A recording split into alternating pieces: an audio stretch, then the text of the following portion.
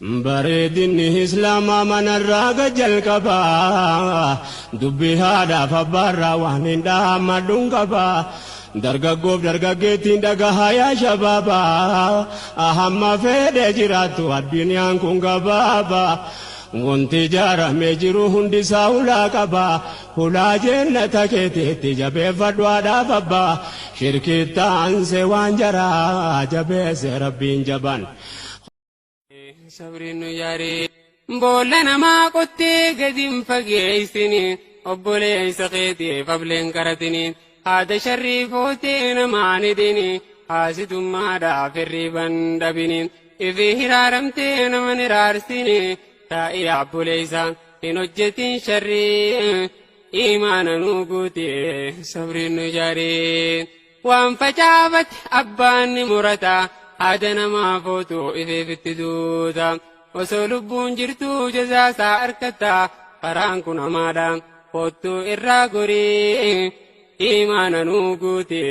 sabriin nu jaarii ifittiin biqilchin shanyii haasidummaa haramii goggoysii xaaritee qoma akkanaa jiraattu jiruu filatamaa kan irraa gammadu irra hedduun nama. Jaalala rabbiitiif tan malaayikaaf namaa raahaadhaan jiraattaa jiruu gandaramaa baay'ilama rabbiitiin qaaliqul basharii imaana nuu guute sabriin nu jaarii muumintoota rabbiin qur'aanaan dubbatuun warra nafsiyyaa isaanii harkatti galfatuun ijaabara meeqaa waliif irra qotuun kan arraba isaanii namarraa tiifatuun. Badii namaa dhiisee tanfiitii rakkatu ilmi namaa yoo isatti gubatu namni namaa beekee kan namaa rakutu inuu nama saniif kan hojjetu gaarii imaana nuu guute sabriin nu jaarii yaa nama islaamaa yaa kan namaa yaadu yaa kan ilma namaa fayyaduu barbaadu ergamaan rabbii kan waahidu samadu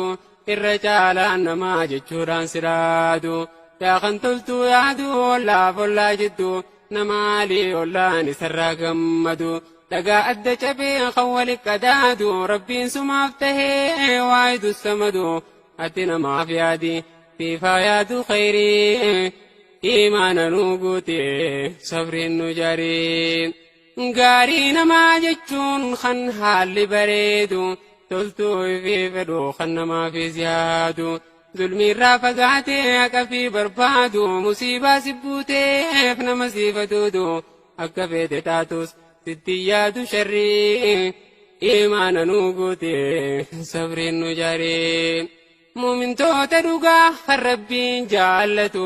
ollaa fi toote kan quba qabaatu harkasaa diriirsee hawaa itti laatu jecha bareedaadhaan isaan boorfatu nama yoo aarellee aarasaa mootu. Nama firraa eeguun akka arraa borii imaana nuu guute diin kanaan nu jaaree arjummaan kee handumu rabbi nu gargaaree imaana nuu guute khayriidhaan nu jaaree namni ollaan isaa gaariidhaan dubbatuun kan ibaadaa rabbii toohida qabaatuun warra jannataatii rasuulaa dubbatu rasuulli rabbii yoggaani dubbatu. Guyyaa qiyaamaadhaa kan cinqiin jabaatu guyyaa aduun dhuftee namatti dhiyaatu gaafa daa'imatti harriin facaatu rakkoo gaafa siirraa akkitti najaabaatu ollaa keetii wajjiin walitti dhihaatu akkasi jaallatuun waahidul qahaarii imaana nuu guute sabriin nu jaarii rasuulli rabbii yoggaani dubbatu jannata keessatti namni nadhihaatu. Namni qubsumti isaa ollaa kiyya taatu namni teessumti isaa tiyya cinaa taatu nama haala gaariin jireenya jiraatu nama ollaa isaatiif amalli isaa gaarii imaana nuu guute sabriin nu jaarii gaafa qiyaamaadhaa kan cinqiin jabaattu namni akka nanarraa fagaatu namni teessumti isaa tiyyarraa adda baatu. Namni qubsumti isaa sodaanatti taatu nama osoo jiruu haalli isaa hammaatu nama ollaan isaa isarraa waywaatu nama jireenya isaa zulmiidhaan jiraatu nama ollaa wajjiin yoggayyuu girgiree imaana nu guute sabreen nu jaaree